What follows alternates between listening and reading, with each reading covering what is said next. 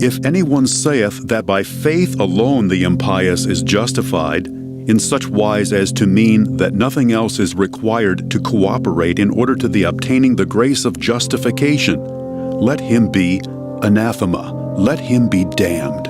The Council of Trent.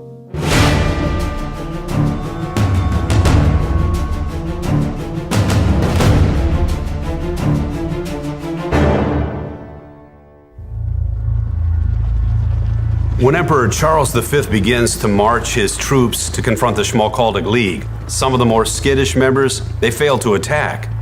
Two other powerful members of the League fight over who has control of the main Schmalkaldic army.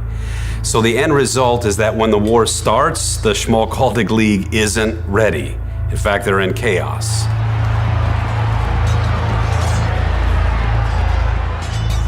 By 1548, several key Lutheran princes were captured, and Charles forces the Lutherans to sign the Augsburg Interim. The Interim ordered Protestants to readopt traditional Catholic beliefs and practices, and to prepare for reintegration of the Lutherans into the Catholic Church. We have a tendency to think of denominations. Here's the Lutheran teaching, here's the Catholic teaching. It wasn't that way for Luther and for the Reformers. They're simply trying to be the church. And they're saying, hey, the church needs to teach correctly. This is the correct teaching, and they're expecting everybody to kind of go along with this.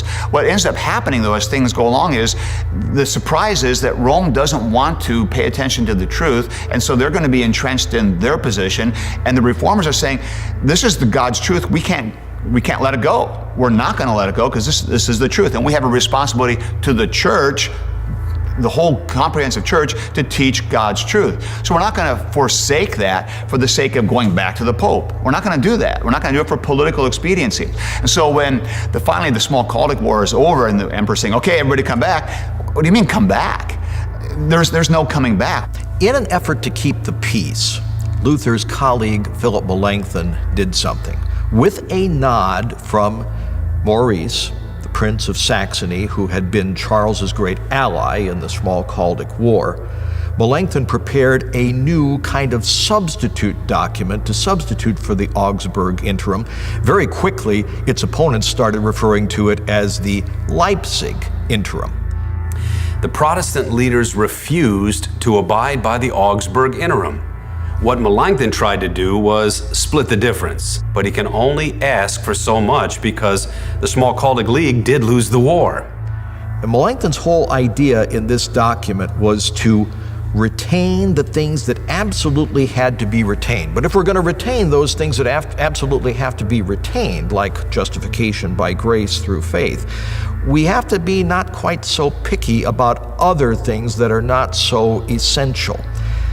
Well, the problem was that lots of people got the false impression that because ceremonies were being conceded to the papists, now all of a sudden the whole Lutheran cause was being rolled back. And furthermore, even in that great essential of justification by faith, were compromises being made there. The term justification by faith did not appear in the Leipzig Interim. And so in time, the kind of folks who sympathized with Melanchthon in this sort of a compromise became known as the Philippists, the followers of Philip Melanchthon. They were opposed very strongly by people who said, no, we're the genuine, we're the Gnasio Lutherans. Philip Melanchthon was serving on the faculty at the University of Wittenberg, not in the Department of Theology, but in the philosophy department. His forte was Aristotle. Now, Philip and Luther have very different personalities. Melanchthon was more irenic, more peace-loving, wanted things to kind of work out, try to keep things going neatly. But during their lifetime, Philip and Luther worked well together, and Melanchthon and Luther were a team.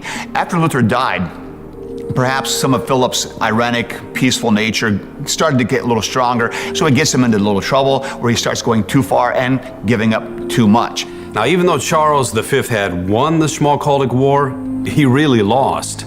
No one was happy with Charles, the Augsburg Interim, or even the Leipzig Interim. Lutheranism was entrenched and popular. The Lutheran princes refused to reconvert back to Catholicism. The Catholic princes liked their autonomy, and they actually felt threatened by the imperial troops on their soil. Maurice, the powerful Protestant ally of the emperor, was beginning to wonder if he made a mistake by betraying the Lutherans and allying himself with Charles. And the Pope wasn't happy either. Charles made a deal with the Protestants that involved compromising on Catholic religious practice. Charles had made some concessions to the Lutherans in exchange for peace and order. The church felt that Charles had no right to do that. That was the church's domain. So everyone was upset with Charles. The powerful Protestant Duke Maurice, who had been bribed to be an ally of Emperor Charles V, decides that it was more expedient for him to be viewed as a champion of Lutheranism than as a traitor. So he attacks Charles with the backing of the King of France, and he drives Charles' forces from Saxony. So by 1555, what had happened was that Protestantism was so firmly entrenched within the Holy Roman Empire, there was really no way that the emperor had the authority or even the wherewithal to get rid of it. So in order to maintain peace and to prevent more religious wars from occurring, they're going to have to give it legal standing within the empire. This will lead to the Treaty of Augsburg of 1555, which has significance for the church going forward, primarily because of the principle that it establishes of cuius regio, huius religio, which translates roughly into whoever's in charge, his religion is what runs the show. And the idea of having two churches next to each other is still kind of, can't do that. And so the thought was, what we'll do then is the prince will determine the faith for his area. So if the prince, the ruler, is a Lutheran, everybody in his territory, you're a Lutheran. If the prince is Roman Catholic, everybody there, you're a Roman Catholic. That's how it was decided. And to us, that seems kind of like, where's the personal choice? No one cared about personal choice then. It was the point of, we need to have unity. Here's how we're going to settle this. Done. And that's what they did for a while. So the Peace of Augsburg set up a very interesting situation in the Holy Roman Empire. By granting adherents of the Augsburg Confession equal legal standing within the empire, it essentially accepted it as a viable option. So you're going to see a gradual transition in the discourse between the Catholics and the Protestants. Before that point in time, they really are still trying to persuade each other, hey, I'm right, you're wrong, here's how you're wrong, here's why I'm right. And then afterwards, you see this gradual transition to just where they just start knocking heads. So rather than talking with each other, they're talking at each other, and it becomes increasingly bitter and vitriolic.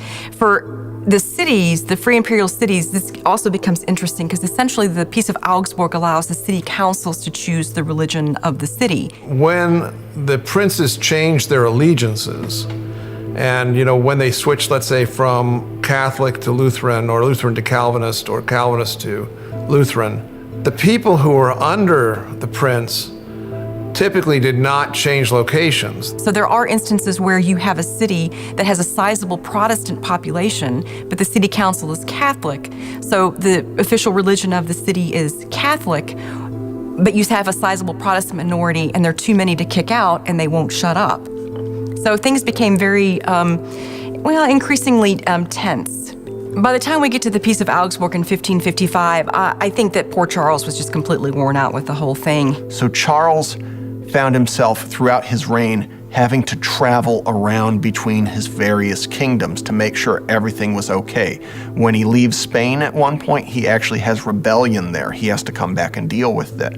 When he's back in Spain, he has rebellion in Germany. He has to go deal with that. He has war in Italy. Suddenly he has to move down to Italy. He's always putting out fires. And this is okay for a young man to do. A young man has the energy, but Charles, now entering into his 50s, this is tiring. And travel back then is not comfortable. It's very dangerous. And on top of that, wherever he goes, he feels like he's failed. He hasn't stamped out the Lutheran heresy. The Turks have taken most of Hungary. He has managed to keep the French at bay, but he's lost England to heresy too. So he decides to enter a monastery in Spain. He completely checked out of the business of government. Essentially, he lived like a monk and no longer like a king. And he died 2 years later. He really struggled. I mean, this guy was kind of an ironic figure. On the one hand, he's sanctioning Cortez and the conquistadors to conquer all of South America, but he can't even keep his own empire together. On the one hand, he's decapitating the heads of the Frisian rebels and others, but he couldn't decapitate the faith of Luther. On the one hand, he says that this Lutheran thing is a monkish squabble or just an argument among monks, but on the other hand, he's exhausted by it, and he ends up abdicating the throne, and he ends up finishing his life in a monastery. Before he abdicated, he divided his empire into two pieces. Ferdinand I would rule the Holy Roman Empire. Charles's son, Philip II, would rule Spain, the Netherlands, parts of Italy, and the Spanish possessions in the New World. By the time of the Treaty of Augsburg, the Catholic Counter-Reformation had already begun.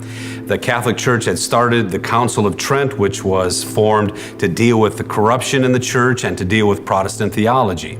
The Catholic Church had also started the Order of the Jesuits. Today we know them for their schools and their universities, but back during the Reformation, they were kind of a fanatical militant group formed to directly confront Protestantism. Their constitution demanded the rejection of all opposing opinion or judgment, and they were to be completely obedient to the Pope. They sometimes used harsh means to purify the Catholic Church of corruption and to defeat Protestantism. Even other Catholics were afraid of their religious zeal. They would become a major force in the Catholic Inquisition. So not only did you have conflicts between the different religious groups, you also had conflicts within each of these religious groups. So within the Lutherans, the major lines are the Philippists, those who followed Philip Melanchthon and were seen as compromisers, and the Gnesio-Lutherans who saw themselves as the true followers of Luther. And so I think this is one of the things that prompts the Lutherans to realize, hey, we are tearing ourselves apart, and if we don't do something, maybe the Catholics are going to come and shut us down.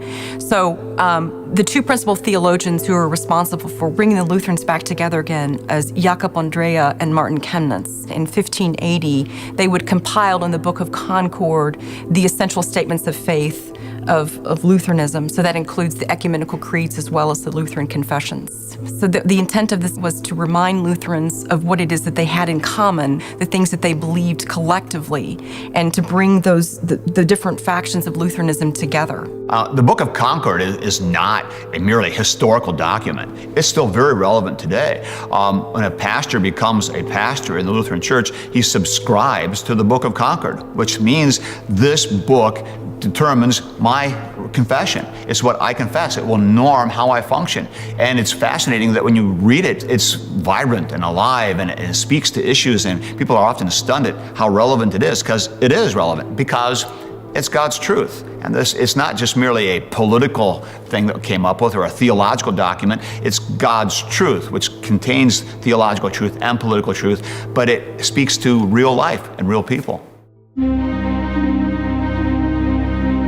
Ferdinand II had managed to extirpate Protestantism in his region. He brought in Jesuit scholars, closed down Protestant schools and churches, and cast out all the teachers and pastors, and had managed within a few years to turn the T-roll from a Protestant Catholic kind of mix into a die-hard, fanatically Catholic county.